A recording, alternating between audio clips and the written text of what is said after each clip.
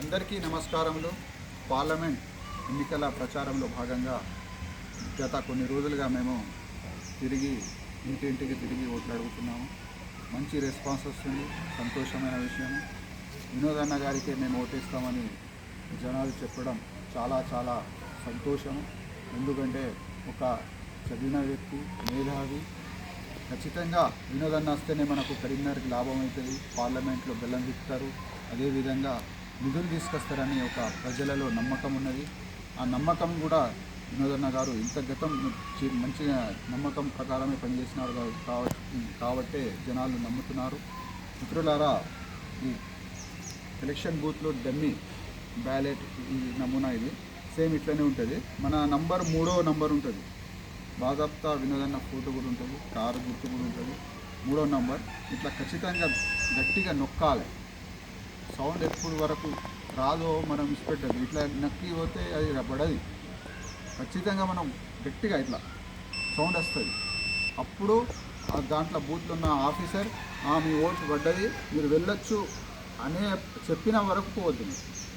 అది ఖచ్చితంగా మా ఓటు పడ్డదా, అది మా బాధ్యత. అది మరి వాళ్ళ జాగ్రత్తగా మనం ఉండాలి. అదొకటి గమనించాలి మీరు. అదేవిధంగా ఆధార్ కార్డు కానీ ఓటర్ కార్డు కానీ రెడీ పెట్టుకోండి. అదే రోజు మనం ఆగమాగం అన్నీ చూసుకోవాలి, అది తిరగాలంటే కుదరది. మన వాడవాళ్ళ ఖచ్చితంగా ఇప్పుడు మున్సిపల్ వాళ్ళు తీసుకొచ్చింది, స్లిప్ తీసుకొచ్చి ఇస్తారు, ఇంటింటికి ఇస్తారు. రాని వాళ్ళు మున్సిపాల్కి మళ్ళీ మీరు ఫోన్ చేసి తెలుసుకోండి ఎందుకు రాలేదు. వాళ్ళ బాధ్యత అది, తెచ్చి ఇచ్చుడు వాళ్ళ బాధ్యత. రాకుండా పార్టీ పరంగా కూడా వస్తాయి ఇంటికి, అది కూడా తీసుకోవచ్చు. కానీ ఓటు ఖచ్చితంగా ఇవ్వండి.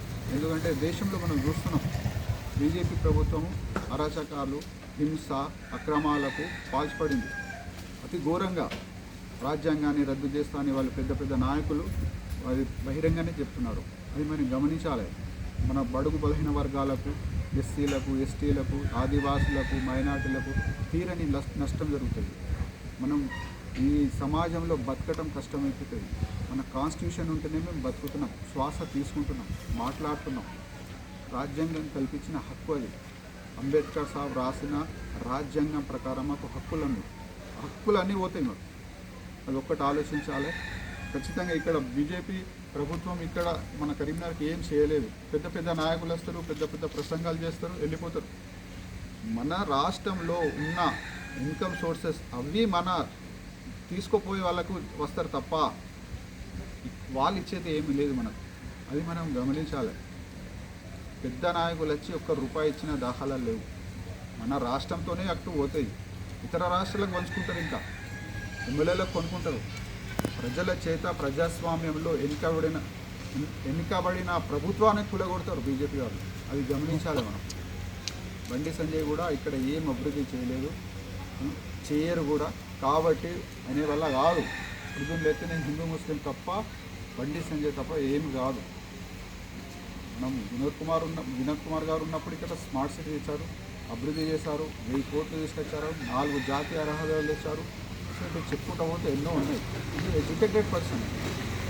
అభివృద్ధి చేస్తామని చేసేది కూడా. మరొకసారి మీరు ఆలోచించి ఇంట్లో డిస్కషన్ చేసి, చర్చ చేసి ఎవరికి ఓటేయాలని నిర్ణయించి ఓటేయాలి. కేసీఆర్ గారు ఇప్పుడు లేకుంటే మొత్తం తెలంగాణ మొత్తం ఆగమవుతుంది. కొందరు నీళ్ళస్తులు, కొందరు కరెంట్ వస్తలేదు, పంటలు ఎండిపోతున్నాయి. సరైన నాయకత్వం ఉంటేనే మన రాష్ట్రం అభివృద్ధి అవుతుంది. అది ఆలోచించాలి. 13వ తారీఖు ఖచ్చితంగా బీఆర్ఎస్ పార్టీకి ఓటేయాలని మనం అందరం మరొకసారి హృదయపూర్వకంగా మనవి చేస్తూ జై తెలంగాణ. Thank you.